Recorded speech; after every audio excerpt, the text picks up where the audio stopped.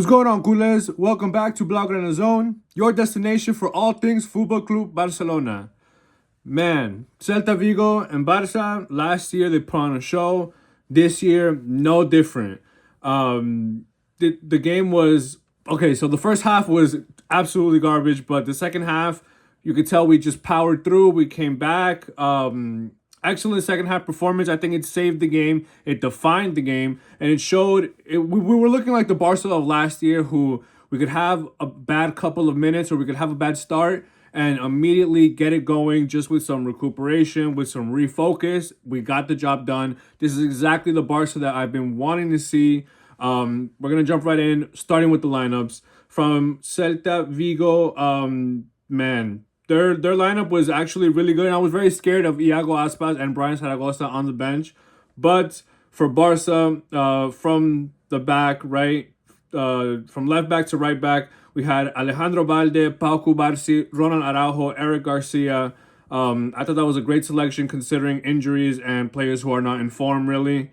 And then up top, we had Fermin Lopez, Danny Olmo, Frankie de Jong. Right in front of them, from left to right, Marcus Rashford, Robert Lewandowski, Lamine Yamal. Lewandowski making his first start in quite some games. He's been injured. You know, Ferran has really taken that starting position, but Lewandowski earned his start now because Ferran has been less than stellar at the moment. That's the only way I could really put it.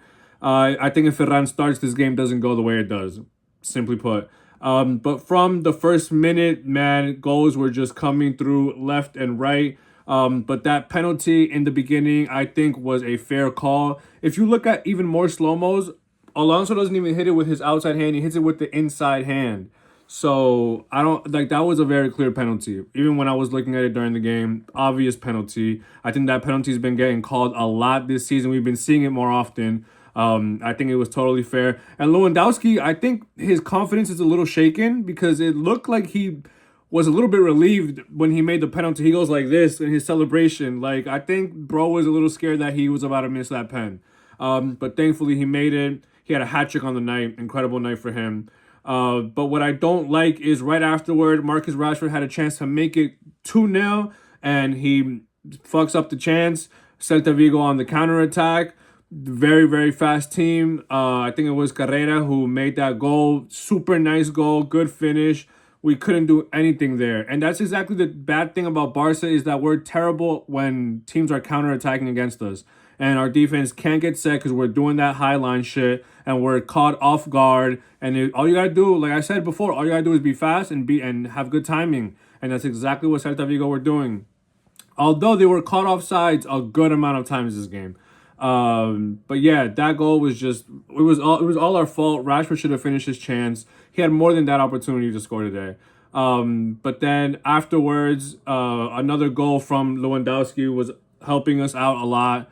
The assist from Marcus Rashford, that cross, oh my God, what a beauty of a cross. And Lewandowski with the exceptional finish, I think that went in between the goalkeeper's legs. Like, that was an insane finish. And then obviously, literally, like 2 minutes later, it felt like 2 minutes later, we can't even celebrate our goals and, like, be happy for the moment because right away, bro, Barca are just not good defensively. At least they weren't in the first half. Like I said, they picked up the second half. But then Borja Iglesias, bro, he's left by himself and scores a very, very, very nice goal from outside the box. It curves perfectly right over to, I almost said Ter Stegen, Chesney. Great goal from Borja Iglesias, but this bastard, bro, like, he doesn't score against other teams. He loves to score against us. I think, like, from his last 4 games, he scores this one. But whatever, at least it was worthless, just like the last time he went against us. I think he scored a hat trick, and it was worthless. And then finally, Lewandowski, no, first Lamine's goal came. Lamine's goal was, oof. It was too nice. Rashford, I think if Rashford's pass doesn't hit that Celta Vigo player, it still gets to Lamine. It was curving, right? The guy just hit it and Lamine stepped back and was able to score anyway. So I think Rashford could have had a hat trick of assists tonight.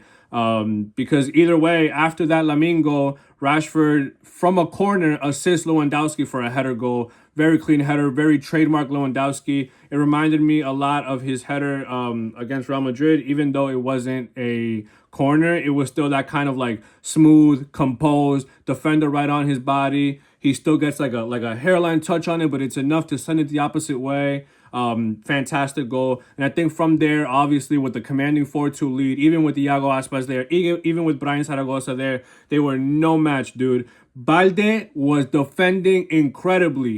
I think he had one goal line save. Like, Chesney was already out, the ball was going in, and Balde just clears it. And that's perfect, bro. Eric Garcia, too, he wasn't letting anyone get in his face. These Celta Vigo players, bro, towards the end of the game, they wanted to start talking big shit. They wanted to play physical. They were trying to get that last-minute goal, maybe the third one, and maybe have some momentum to get the fourth. Because, honestly, against this Barca team, that would happen.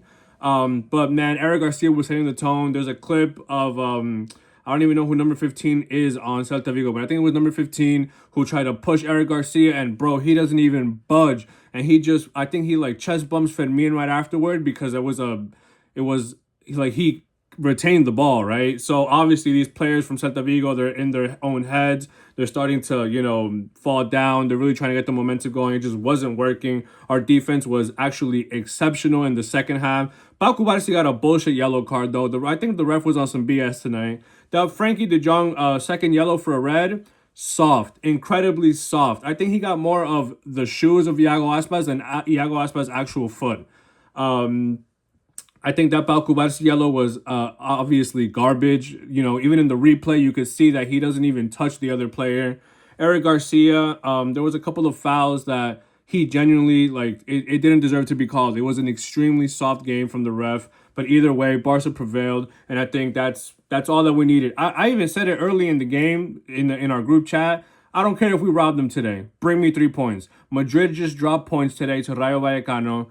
Not an easy game, so I don't blame them. But still, I think we are only 3 points behind them, and we're in second place, and it's only November. It's extremely early. We've seen them bottle bigger leads before, and, bro, imagine. We don't have Joan Garcia. We don't have Rafinha, bro. We don't have our most aggressive attacker and our captain and our brand new goalkeeper who was an absolute star last year. And, we obviously have the injury to Pedri. Right now we're going to be missing Frankie. But I have a lot of hope for us against Atletico Bilbao. I think our team played a really, really good second half. And the only thing that bothers me about that is I can't really talk that much shit because they fixed it. They made in-game adjustments and they obviously dominated the second half to win this game. The man of the match was Robert Lewandowski, but I think it could have also been Marcus Rashford because his passes were the ones that were leading to goals, really. I think his runs as well led defenders astray and opened up some room for Lewandowski. Dani Olmo actually was a very, very good piece in today's game. I think Frankie de Jong's game was underrated. I'm one of those people that like to talk shit about Frankie de Jong because I did not like him for a good minute. Last year, he really won me back over, and a game like this where we're missing Pedri and Casado, something happened to him last minute that Dani Olmo had to start.